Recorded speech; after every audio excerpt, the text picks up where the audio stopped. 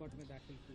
देखिए, यूजीसी को लेकर जो नए रूल्स आए हैं उनको लेकर हमारे कुछ ऑब्जेक्शंस हैं। सबसे पहले मेंटेनेबिलिटी की बात है कि सेक्शन 12 और सेक्शन 23 यूजीसी एक्ट जो है वो ये कहता है कि यूजीसी का जो काम है वो यूनिवर्सिटीज़ को ग्रांट देना और यूजीसी जो टेक्निकल एजुकेशन है उसको कैसे चलाया जाए उसकी बात करती है।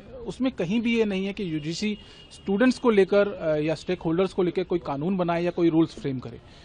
एक सबसे पहले मेंटेनेबिलिटी का। दूसरी बात यह है कि जो रेगुलेशंस बनाए गए हैं उसमें सेक्शन 3C जो है उसमें कास्ट बायसनेस जो है वो दिखती है। जब हमने रूल्स पढ़े तो उसके अंदर जो 3B और 3E है उसके अंदर सभी जो स्टेक होल्डर्स हैं, सभी स्टूडेंट्स जो हैं उनकी बात वहाँ कर दी गई थी।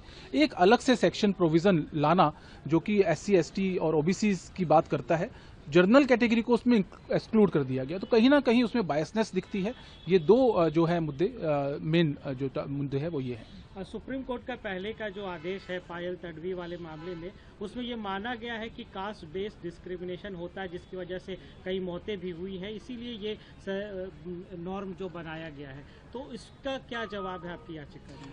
देखिए, कास्ट बायस डिस्क्रिमिनेशन होता है तो वो सिर्फ एक पर्टिकुलर कास्ट के साथ नहीं होता। हम लोगों ने देखा कैसे JNU में, अशोका यूनिवर्सिटी में किस तरीके से तिलक तराजू तलवार की बातें लगातार की जाती रही हैं। तो कास्ट डिस्क्रिमिनेशन जो होता है वो किसी पर्टिकुलर कास्ट के साथ नहीं होता, सबके साथ होता है। तो वहाँ जो डेफिनेशन है उसमें मुझे लगता है कि सभी की बात करी जानी चाहिए थी और यही हमारी पिटीशन में आग्रह किया गया है कि अगर आप इसको अमेंड करते हैं और उसमें जनरल कैटेगरी को भी इंक्लूड करते हैं तो कहीं ना कहीं वो ज़्यादा इम्पैक्टफुल होगा और सभी जो स्टूडेंट्स की और एजुकेशन इंस्टीट्यूट्स के अंदर जो एकता की बात हम लोग करते हैं या प्रोटेक्शन की बात करते हैं वो सभी को समान रूप से मिल पाएगी। तो क्या इस याचिका के तहत चाह रहे हैं कि हायर एजुकेशनल इंस्टीट्यूशंस में जो अपर कास्ट के स्टूडेंट्स हैं उनके साथ भी भेदभाव और कास्ट बेस्ड डिस्क्रिमिनेशन होता है? बिल्कुल होता है। सब हम सब लोगों के सामने है, आप सब लोगों के सामने है। हम सब लोगों ने देखा है किस तरीके से JNU के अंदर जो दीवारों पे जो नारे लिखे गए थे उस नारों के ऊपर मैंने खुद शिकायत की थी और कोई कार्रवाई नहीं हुई।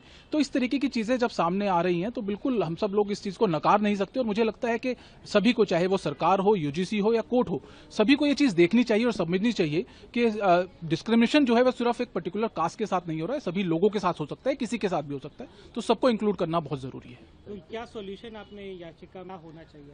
हमारा सोल्यूशन यही है, या तो 3C को पूरी तरह से हटा दिया जाए, क्योंकि जब 3B और 3E पहले से अवेलेबल हैं और उसमें ये कहा गया है, सभी स्टेक होल्डर्स की बात गई है, स्टूडेंट्स की बात की गई है, तो मुझे लगता है कि 3C की जरूरत नहीं थी। लेकिन अगर 3C को लिखा जा रहा है तो वहां पे जो जनरल कैटेगरी के लोग हैं, चाहे वो ब्राह्मण हो, चाहे वो बनिए हो, चाहे वो ठाकुर हो, उन लोगों की बात भी वहां पे की जानी चाहिए।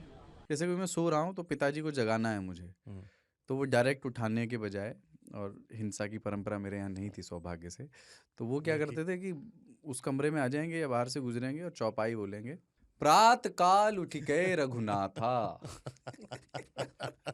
मात पिता गुरु नावई माता। कभी कभी मैं गुस्से में उठ करके अरे पापा चरण स्पर्श किया और सो गया। मैंने कहा अब मत उठाना।